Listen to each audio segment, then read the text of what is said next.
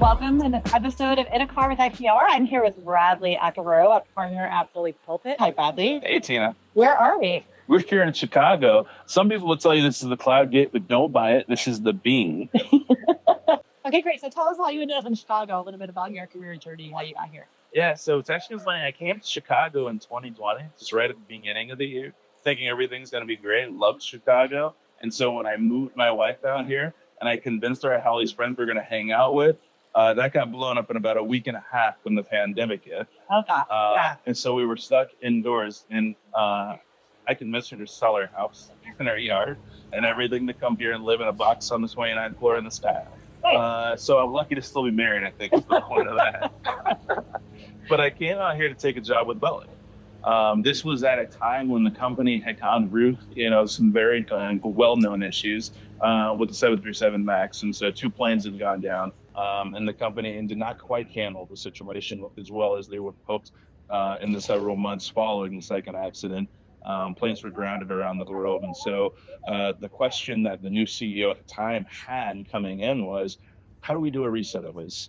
How do we actually take a look at all our stakeholders and figure out how do we approach them with more, transparency, more accountability, and frankly, it was more humanity.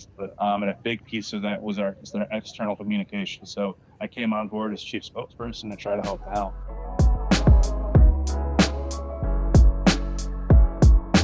Okay, so tell me a little bit about Bully Pulpit. Yeah, happy to. So Bully Pulpit International, DPI, was founded actually right after the first Obama campaign. And it was founded by folks who actually really drove the digital engagement side of those campaigns. I mean, think back to early Obama, that big exciting piece of this was not only the message of hope, but how much it brought an entire generation of people into politics that had to really engage in that way before. And so these guys said, how do we take that level of energy and momentum and frankly magic and not only apply it to politics and other political campaigns, but also to corporations as you think about, the ability for companies to use their scale for good. All right, are you ready to go to our next destination? Let's do it. All right.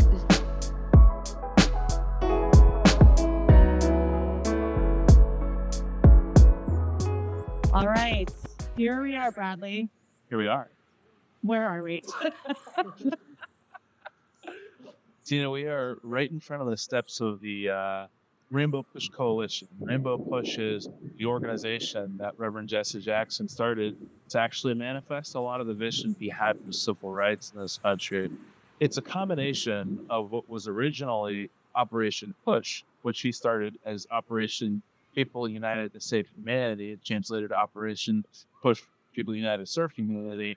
But combined in the 80s after his presidential campaign, that brought a lot of new people, generally disenfranchised minorities, into politics as the Rainbow Coalition. He combined those two groups of folks into both a political and humanitarian organization called the Rainbow Push Coalition. And that actually happened to be the place where I got my professional start. I worked for Reverend Jesse Jackson for a number of years on education reform, immigration reform, youth violence prevention, right out of this very building. That's really neat. I'd love to hear more about your experience here and working with the communities and things like that. Yeah. I mean, Push is an interesting organization because it is both such a quintessentially Chicago organization that is invested in the communities, particularly on the south and west sides of the city, thinking about, the school situation here, and improving the schools within the city, thinking about the community violence and challenges that Chicago's had at different times, and really creating empowerment for the youth in the city and bringing, particularly young men forward and really helping here on a local Chicago level.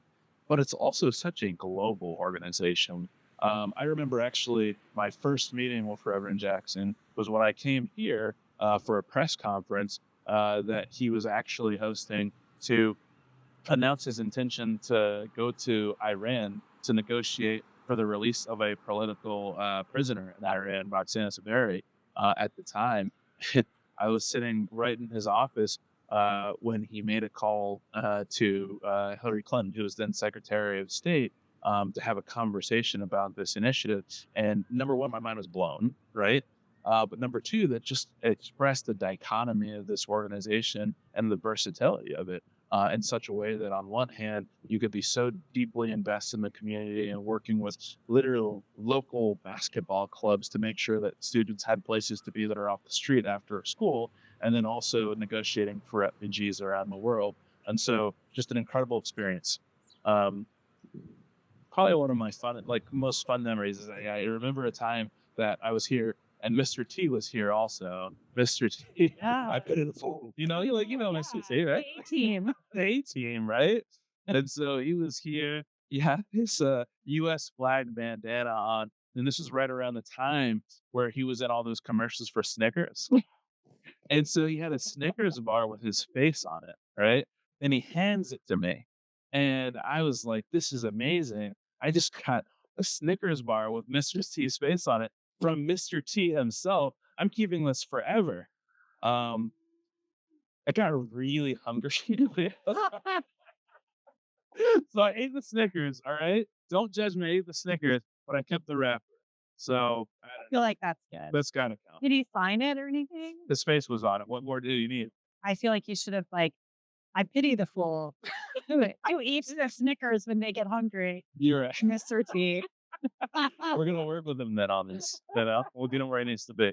So I'd like to talk to you a little bit more about social impact. And, in today's sort of climate, what we're seeing is more activist investors getting involved, more people like Robbie Starbuck who have quite a prominent voice that impacts companies. What are you sort of seeing out there with your clients?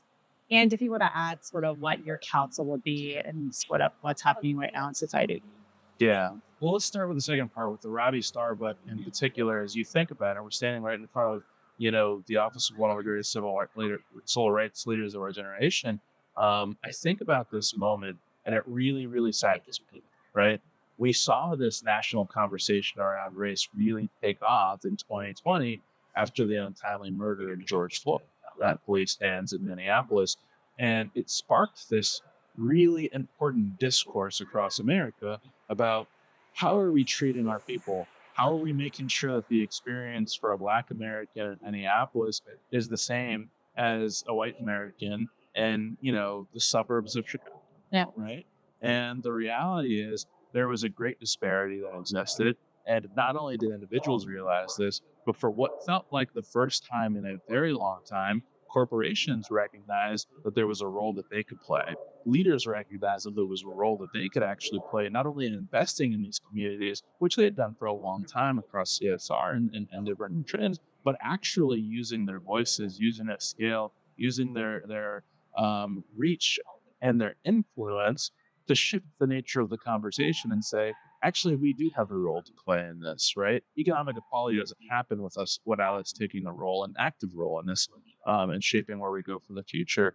And over the last couple of years, in particular, the last 18 months, you see this particularly as election time starts coming around. There have been a lot of folks who have not necessarily scaled back their investments in these topics, right?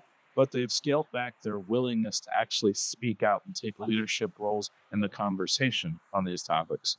It's a pragmatic stance, naturally, but the challenge is when you have folks like Robbie Starbuck, for example, Ed Bloom on the legal side, who brought the case on affirmative action to the Supreme Court, which has changed the nature not only of the discourse, but the policy in our country around these topics.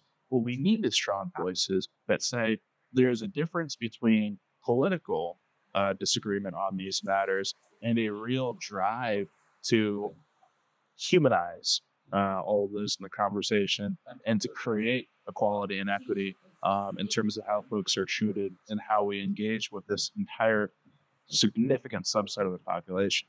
How do you think that's going to impact some of these companies 2 years down the road or a few years down the road? Yeah, it's a great question. You've heard me say this before. The thing I really try to emphasize to companies is that you've got to figure out where you stand, and then you got to actually stand there.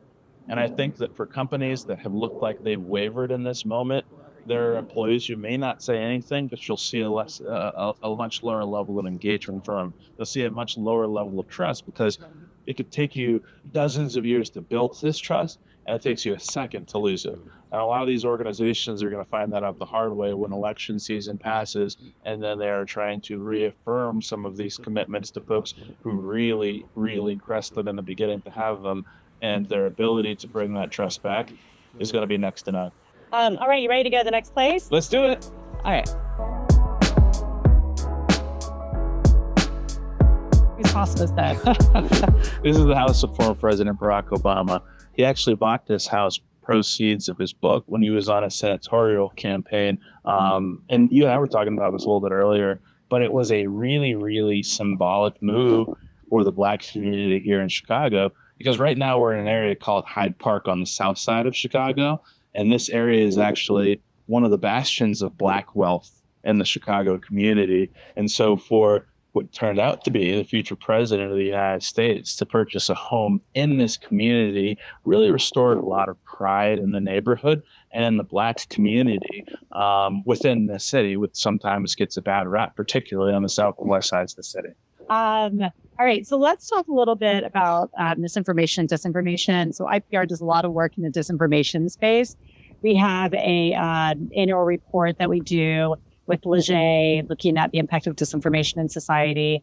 We also do, we launched for the election a white paper filled with theories and research about how communicators can help manage election disinformation. How big of a concern is disinformation for some of the clients that you see? Yeah, well, disinformation is a massive concern. These are things that have existed for so much time, but as you think about what's actually changed in the space, it is the speed and the ease with which people can actually create and disseminate this information that is entirely false, right?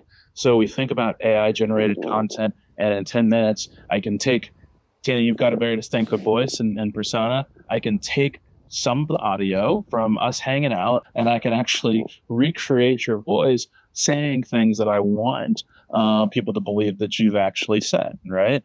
And the ability to do that and to put that out quickly has just been greater than it's ever been before. And people's willingness to do these things with not only celebrities and leaders, but everyday people has tremendously increased. And I think it's something that we should all be at least a little bit concerned about.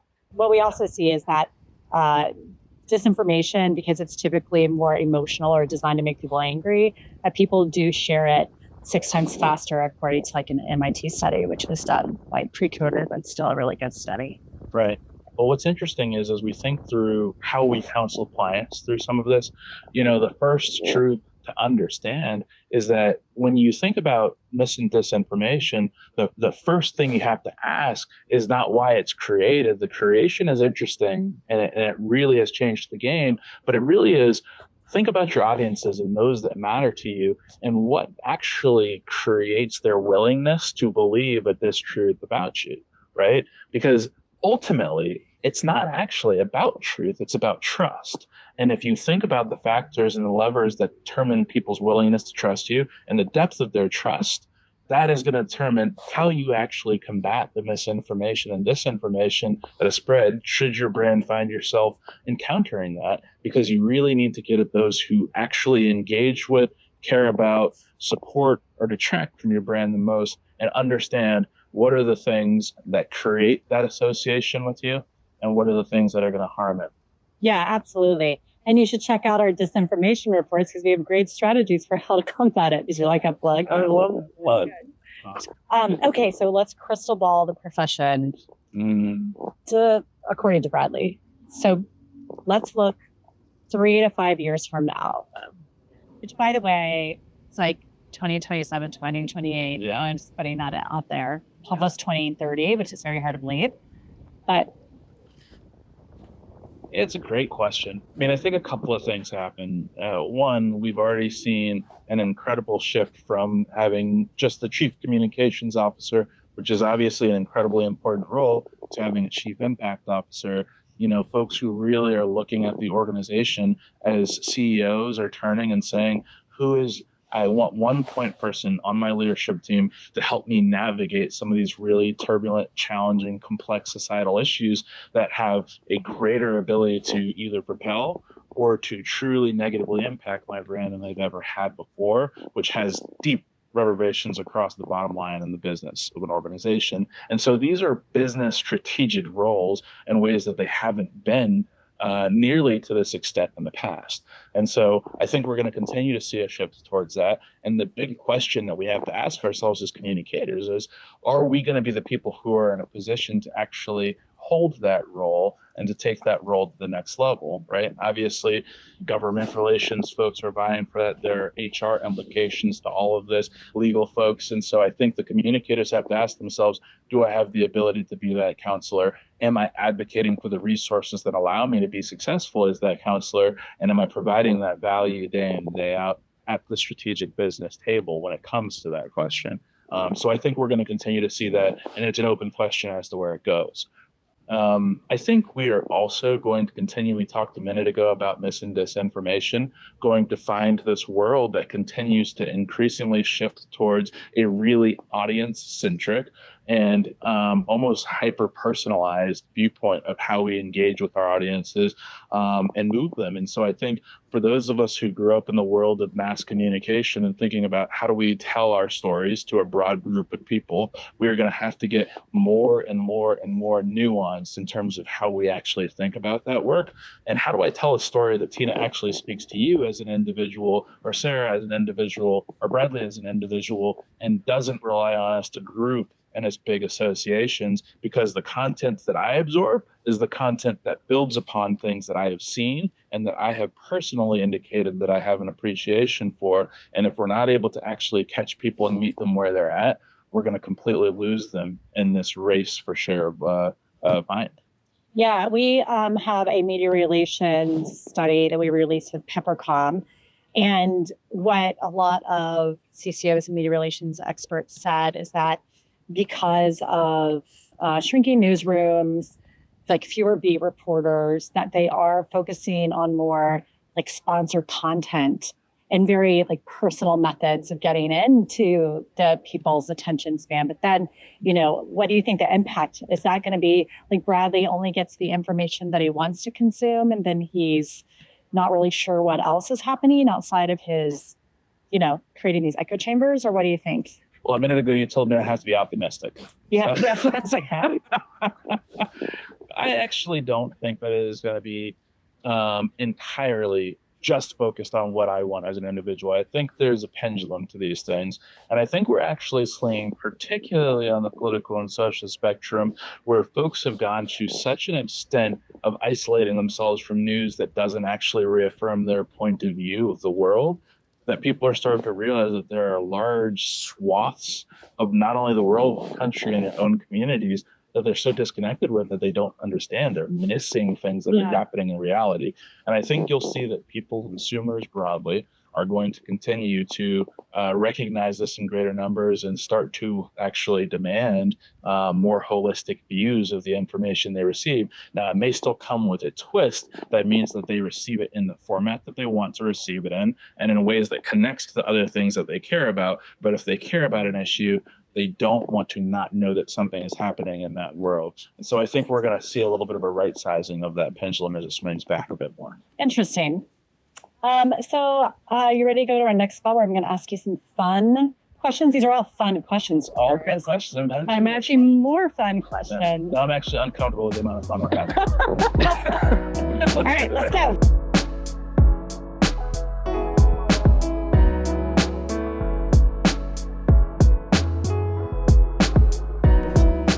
All right, now I get to ask you some fun questions. I mean, all the questions, of course, are fun, but these are more fun. So we took this from inside the actor studio, even though only a couple of questions that we asked now are actually from that. So this is an important question for Chicago, and it's what's your favorite pizza? Don't answer. So there is a correct answer. Oh. So we're going to say it at the same time in 3 seconds. Are you ready? Yeah. 1, 2, 3. Nice. Yay, we did it. This is what I'm talking about. This woman knows what's going on. This was not rehearsed, people. She actually knows what she's talking about. So anyway, that was awesome. What about, is there any sort of secret music you like or a secret artist that you would like to confess right now? I love Green Day. I say like oh, nice.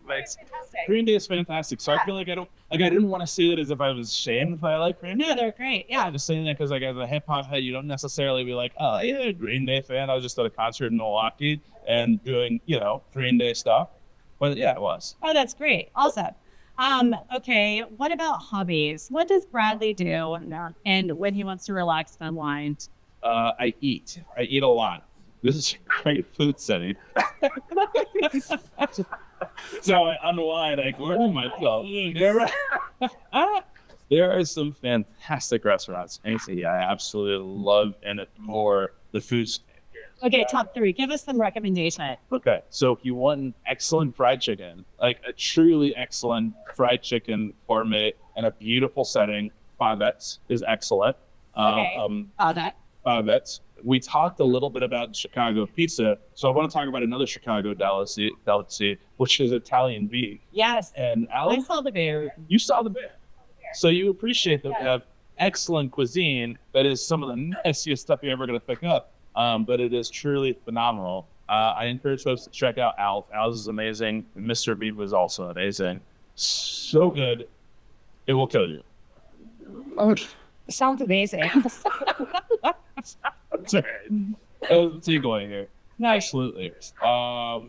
And number 3, this is tough because Chicago is known for its ethnic cuisine. There are 77 different neighborhoods in Chicago, and so many of those neighborhoods actually have incredible, authentic cuisine from the country they're from. So I love not only going to, the popular ones in a lot of cities like Chinatown and Koreatown and others, which have amazing food here, but I actually live right next to Ukrainian Village, and nice. Namwal Ukrainian food is right in the area. And there are, if you can imagine it, Chicago has it. So, look across Creektown, look across, Devon and Clark is actually an area where there's a great mix of Indian food and Pakistani food. And it is truly amazing. And so, next time I've got some time, take you on the tour. Nice. I would love that. Yeah. So outside of being a brand ambassador for Chicago, I think that's what Eden's job. that is right. What profession would you like to do other than what you're doing right now? Oh, that's a good question. We were talking about this earlier, but I spent a lot of time working around sports now at Bully Pulpit. And so, we work with NFL, we work with PGA Tour, we work with U.S. Open, the U.S. Tennis Association. I think if I can spend even more time with just engrossed in some of the sports that I love, that would be free. Nice. And you play tennis. I do play tennis. I used to play tennis well. Now I just gonna say I play tennis. How do you feel about pickleball?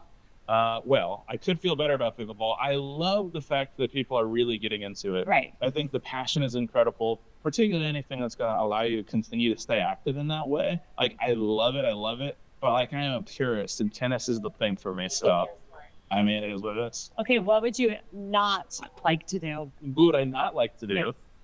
You mean like be a Grim Reaper? Like, what kind of question? Oh, no, Like, Grim Reaper. I don't want to be a Grim Reaper. Listen, I don't think Grim Reaper pays the bills. So what is a good occupation? That would be an awful job. That wouldn't be a good job. No, I think that's because that's where my mind went when you said, "What would you not like to do?" I would not like to do that. I love it. I wouldn't want to do finance cold, traditional finance. But if we think about today and the Goldman Sachs with the, 1 Million Black Women Initiative, think about JP Morgan and a lot of their validity initiatives. They're finding ways to have massive impacts on extremely localized levels. And I've been really, really excited to see what they've been able to do and some of the change they've been able to make.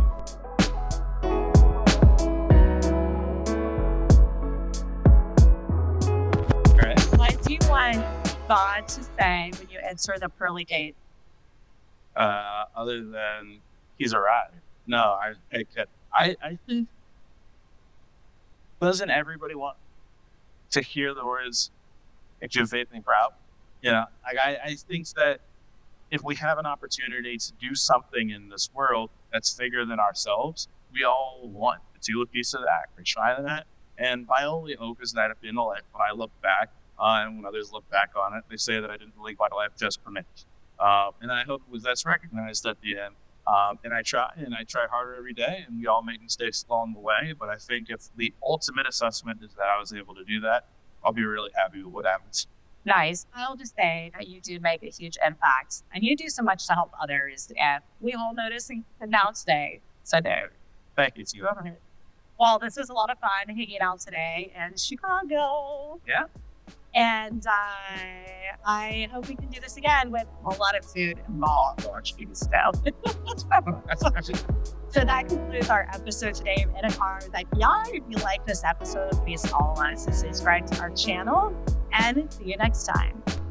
Thank you for watching this episode of In a Car with IPR. Want to make a tax-deductible contribution to support this series and fund research in the profession? Please visit us at instituteforpr.org/contribute.